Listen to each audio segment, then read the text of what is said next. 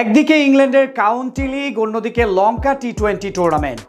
একসাথে দুই জায়গা থেকে অফার এসেছে সাব্বির রহমানের। তাকে নিয়ে রীতিমতো কারাকারি শুরু করেছে দুই লিগের একাধিক দল। ডিপিএল এর পরপরই যোগ দেবেন সেখান থেকে একটি টুর্নামেন্টে, খেলতে পারেন পুরো মৌসুম।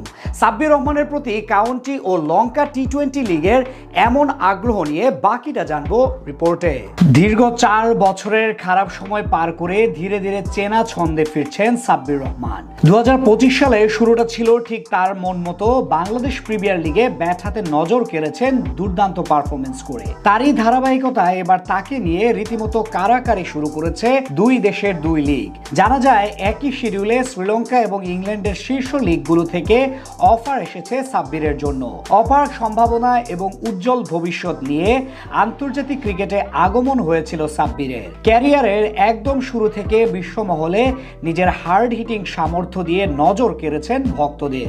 এমনকি দেশের ইতিহাসে প্রথম ব্যাটসম্যান হিসেবে টি-20 ব্যাটিং র্যাঙ্কিংয়ে সেরা 10-এ জায়গা করে নিয়েছিলেন তিনি। 2016 সালের এশিয়া কাপে সেরা ব্যাটারদের ছাপিয়ে টুর্নামেন্ট সেরার পুরস্কার জিতেছিলেন সাব্বির। কিন্তু ধীরে ধীরে হারিয়ে যেতে বসেন এই পাওয়ার হিটার। দীর্ঘদিন জাতীয় দলের বাইরে থাকার পর সবশেষ বিপিএল এ ঢাকা ক্যাপিটালসের হয়ে দুর্দান্ত পারফরমেন্স করেন তিনি।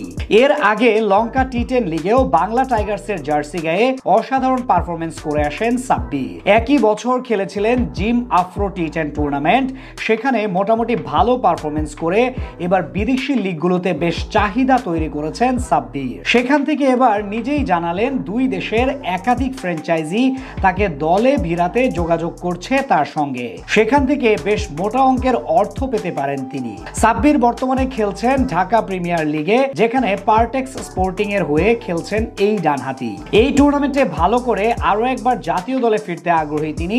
তবে আপাতত ডিপিএল শেষ করে শ্রীলঙ্কা অথবা ইংল্যান্ডে যাবেন বলে জানিয়েছেন সাব্বির। গণমাধ্যম কর্মীর এক প্রশ্নের জবাবে সাব্বির বলেন, এখন তো ডিপিএল খেলছি, এরপর ইনশাল্লাহ লঙ্কা টি-10 খেলতে যাব। তবে এর মাঝে ইংল্যান্ডের কাউন্টি লিগ থেকেও যোগাযোগ করেছে, সেখানেও যেতে পারি, পরবর্তীতে এটা ভেবে দেখব। এখান থেকে বোঝা যায় দুই লিগেই চাহিদার শীর্ষে আছেন সাব্বির রহমান। 2025 বিপিএল এ শাকিব খানের মালিকানাধীন ঢাকা ক্যাপিটালসের জার্সি গায়ে ব্যাট হাতে প্রায় 160 স্ট্রাইক রেটে মাত্র 9 ইনিংসে 189 রান করেছেন তিনি, যেখানে ব্যাটিং গড় ছিল ইনিংস প্রতি 31.50। এছাড়া আসরে একটি 82 রানের রেকর্ড গড়া নক খেলার পাশাপাশি ছক্কা মেরেছেন সর্বমোট 18টি। এছাড়া এরপর লঙ্কা টি-20 লিগে অথবা কাউন্টি লিগে শেষ পর্যন্ত যেখানেই যান না কেন, যদি ভালো ব্যাটিং করতে পারেন তাহলে আরো একবার জাতীয় দলের দরজা খুলে যাবে তার জন্য।